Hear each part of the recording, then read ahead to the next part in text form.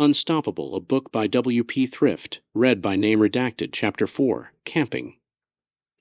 Several times on the way out of the castle, John had to stop and dry heave, usually propped against a cold stone wall with both hands or just one hand while the other clutched his stomach. His nerves were really not doing too well right now. His eyes teared up from the pain of dry heaving, but his stomach had no vomit to give. He had been captured and starved for over a day now, after all. Bits of phlegm came up the first time he heaved, but it was all dry after that. "You're so weak," Elizabeth told him, leaning he back against a wall and watching John heave and pant loudly against the wall across from her at one point. "Look at little Lucia, she's not carrying on like a sickly person." "Because you've gone and traumatized her too much for her mind to cope with what she's seen yet," John shouted back furiously. He didn't so much care about the child as he was mad at being called weak. "That monster calls me weak?" John gave her a wide sneer as he turned back towards her and wiped his mouth off. "We'll see who's weak tonight when you're fast asleep, missy." John feared his own words rang hollow in his mind as he marched along behind her the rest of the way out of the castle. He was skeptical of the oracle's ability to predict the future, but he could believe what he'd seen so far with his own eyes. This night had indeed effortlessly slain some truly terrible beings this day. He feared her as much as he feared any other monster. He knew it would be foolish if he attacked her, even while she slept, but he wanted to hurt her in some way. He watched Elizabeth walking across the long drawbridge connecting the castle to the mainland, a bridge which extended over a vast chasm carved into the earth by a quake centuries ago when the mountain threatened to fall into the sea, only to hold firm at the last second. And it had continued to hold on ever since. He watched her trotting along without a care in the world, giant burlap sack on her back and a small traumatized child walking alongside her. Damned nobles only care about themselves and their wealth, John considered, and then finally he smirked. "Oh right, teach, that's how I can get back at her and help myself in the process." The sun was already well down past the horizon as the group left the defiled grounds of Castle Von Dread and entered into the haunting woods which stretched on for many miles beyond it. From here they would be traveling from the foot of one mountain to the foot of another. "It's several days' hike back to Winterdrest. We need to make camp. None of Von Dread's monsters will bother us now that we're out of his castle," Elizabeth said flatly. "Sleeping out under the stars, are we?" John asked. "You are," Elizabeth told him. "I have a tent I can set up. Lucia, there's not much space, but you're welcome to join me in the tent." Lucia didn't reply, only nodding weakly. She hadn't spoken a word since Sam died. Elizabeth opened her burlap sack and reached deep down within it, eventually finding a large cloth pouch which she pulled out, along with several folded iron bars hung together with ropes. She pulled all of the bars together into the skeleton of a tent, then opened the pouch and extracted the rest of the tent to throw over it, pegging it down afterwards. She had set up camp within 5 minutes flat, and afterwards she threw the sack down next to her tent before she began to peel off her armor. Knights normally required a squire to help them unstrap all the plates of their armor and take it all off, but Elizabeth was both exceedingly limber and very well practiced at finding and loosening all the leather straps which held the iron plates on, piece after piece, fell heavily and noisily to the ground, until she had unceremoniously shed the entirety of her plated suit to the ground, sliding off the greaves last as she sat down on the large sheet of steel that made up the body plates and began to rub her aching feet. They were covered in blisters from walking around all day in such gear. Her feet were purple, swollen, and looked like they were in incredible pain.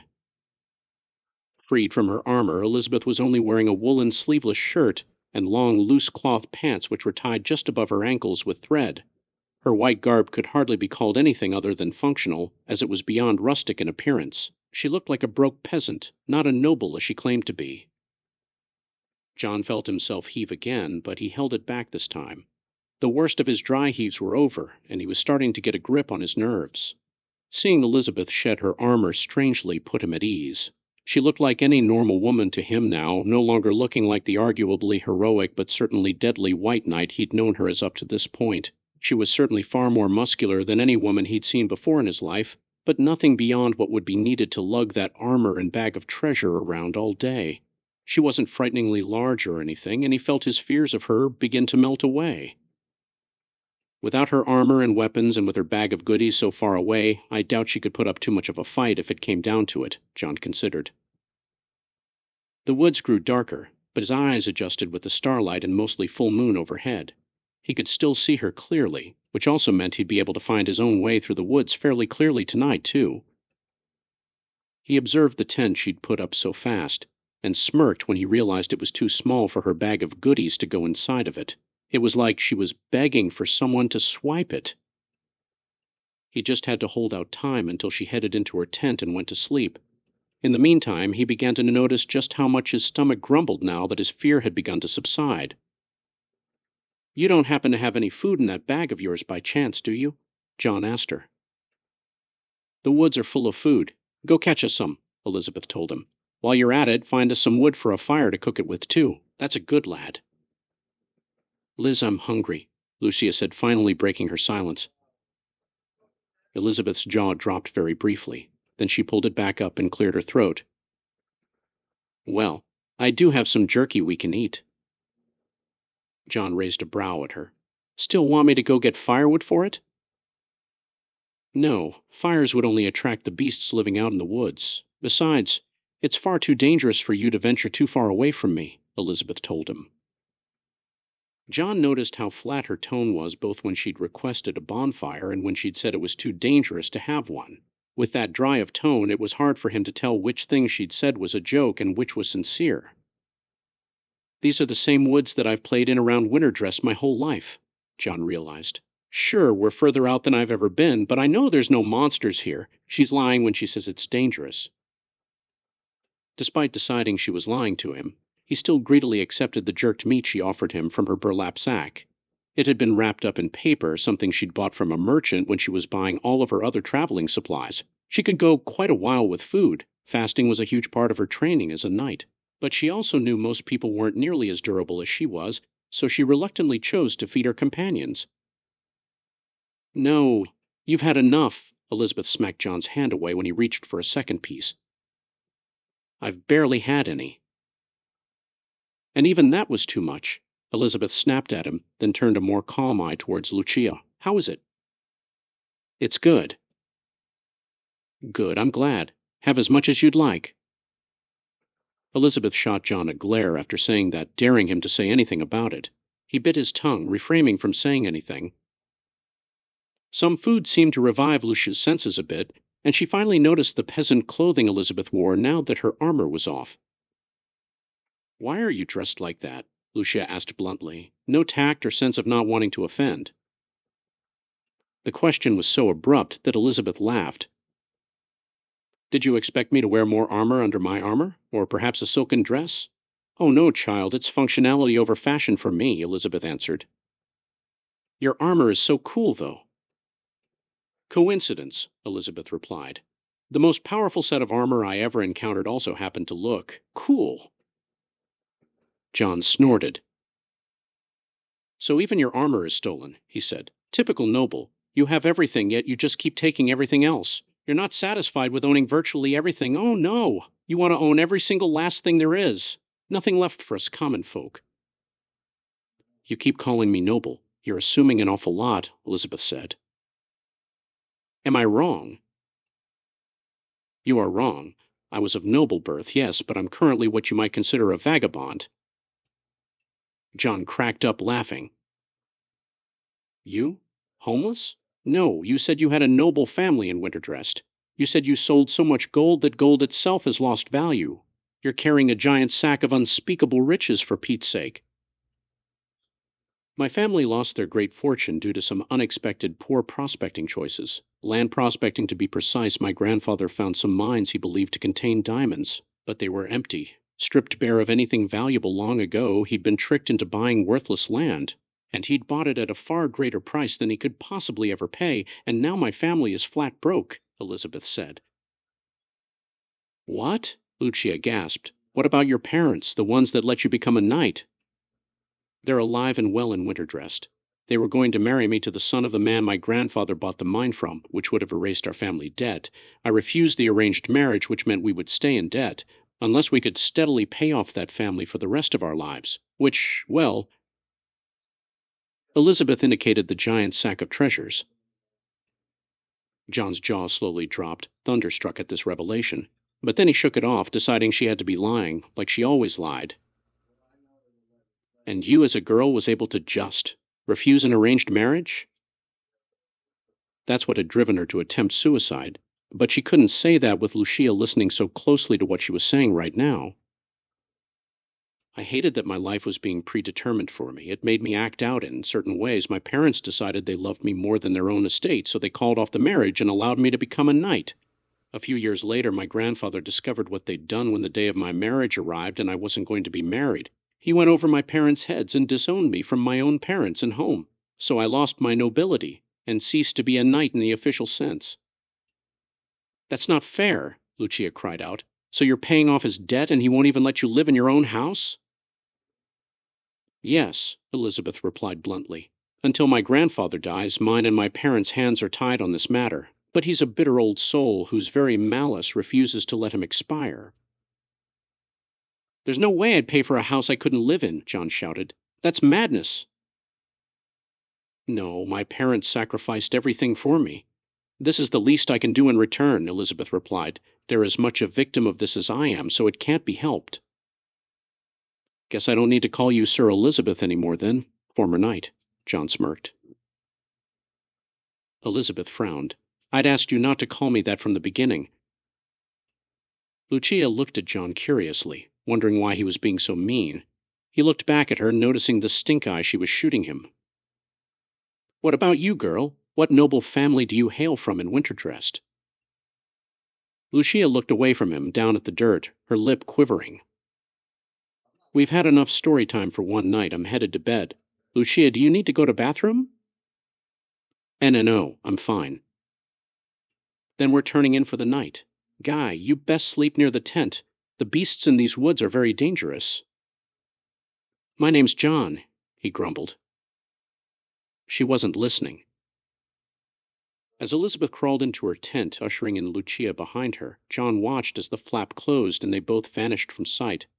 It wasn't until that moment that it occurred to him just how cold it was out here, and just how snug and warm they would both be inside that little tent there. He had half a mind to stick a sword through it and kill that damned ex-knight in her sleep so he'd be able to get in there all snug as a bug and enjoying all the jerked meat he could eat himself. Rubbing his hands together and blowing into them to warm them up, he had nothing to do but sit on the cold, damp, pine-straw-strewn ground beneath the innumerable evergreens which stood tall above him, and just be thankful that they were in the summer months right now. It was always chilly in the summer, but it was lethal to be outdoors in the winter in these parts. He waited and waited for what felt like hours before he began to hear them both snoring inside of the tent. It had likely been closer to 10 minutes, but his fear of what he was about to do had begun to warp time for him. He'd been unafraid of this until the moment drew near, and now a creeping dread began to overtake him again.